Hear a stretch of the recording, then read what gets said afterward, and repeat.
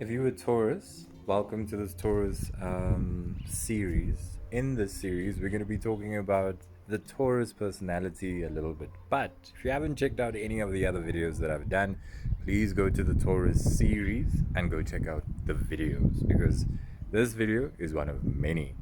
I'm sure you will enjoy all the other videos if you get a kick out of this one. So, to understand a Taurus, whether they're male or female, this is the Taurus energy. You must understand one thing that is quite important in like the root basis of these or this particular star sign. If a Taurus, born in the sun sign, they're a Taurus. If a Taurus has a missing masculine, or the masculine was very, very hyper masculine and alpha in how the Taurus growing up with this hectic father, or maybe masculine with a hectic mother, anything hyper masculine in their childhood that they experience will literally set up the root of what I'm going to predict that is literally connected to so many of you guys. And what you do, you start creating a pseudo identity and say, that's just who I am.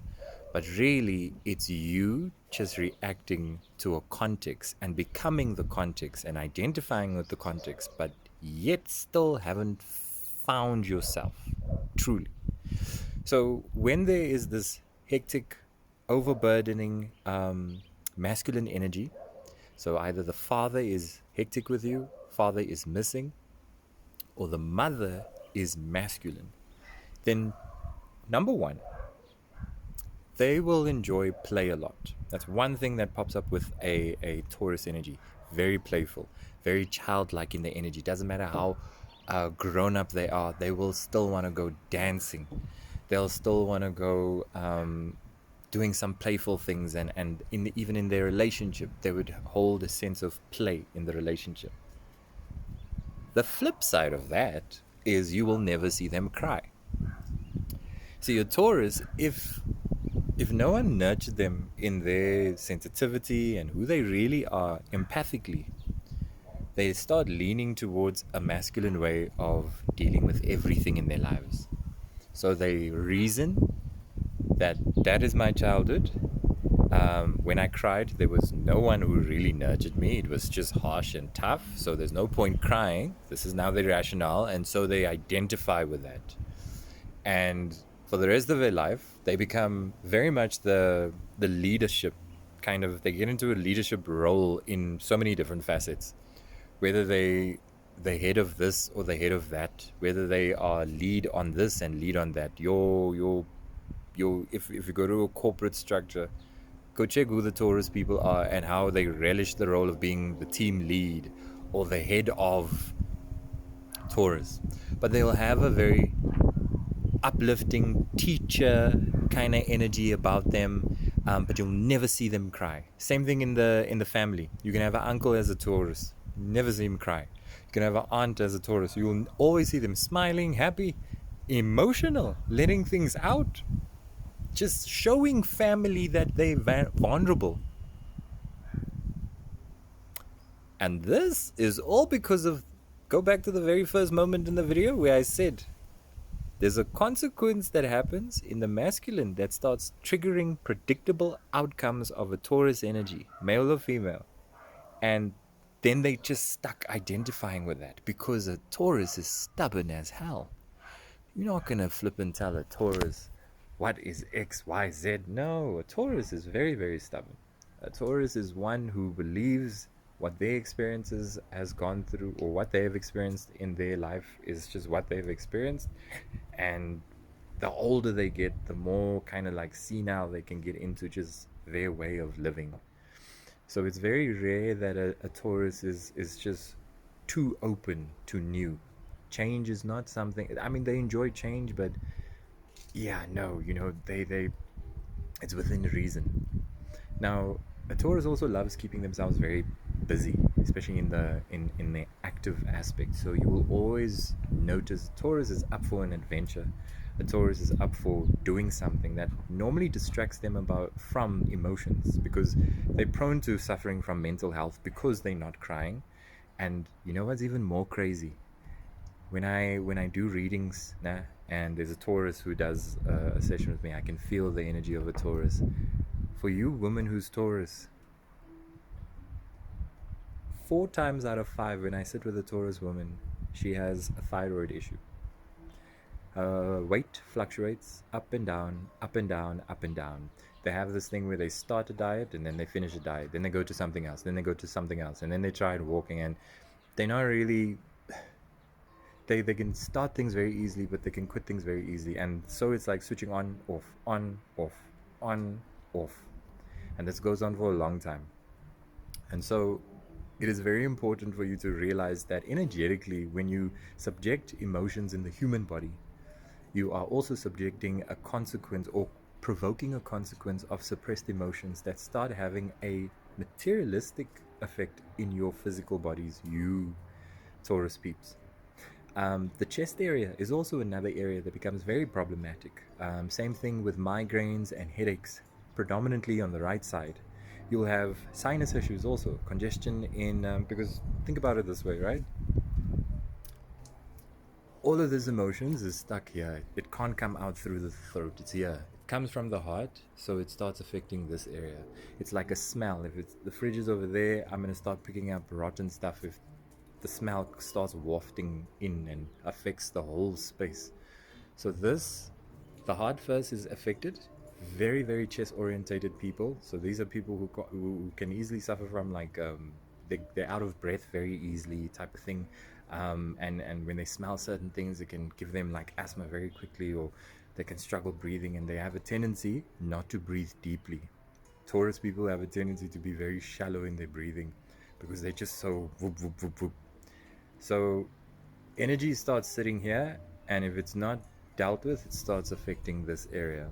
Then it starts affecting here. So you'll notice they have sinus issues, or very, very hectic with hay fever, change of season, perfume allergies, etc., etc.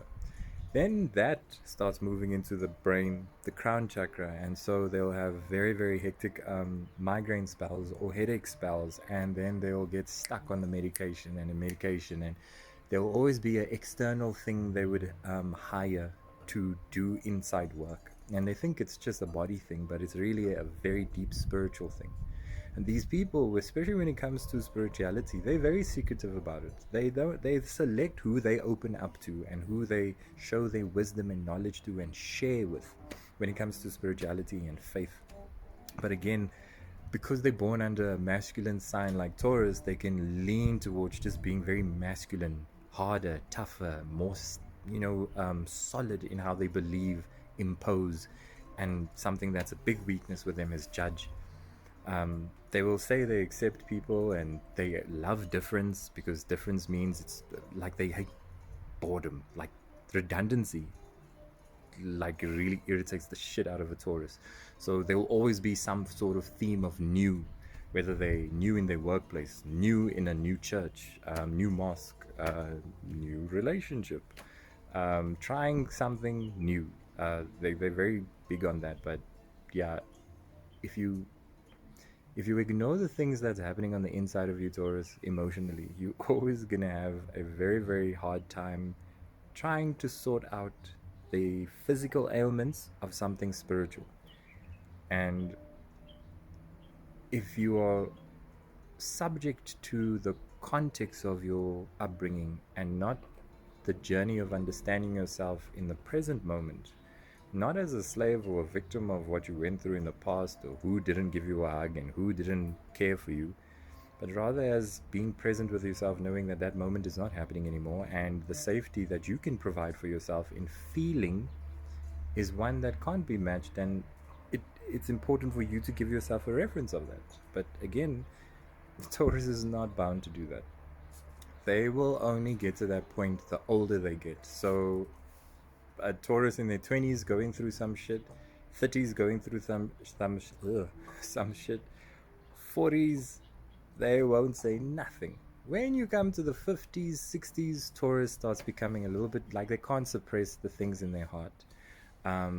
And due to medical issues, psychological issues, mental issues, they'll start really, they can't suppress it. So the emotions and the tears will all come out, and they'll just have a breakdown. And it will shock the family, it will shock, everyone around them, because everyone knows them as the strong one.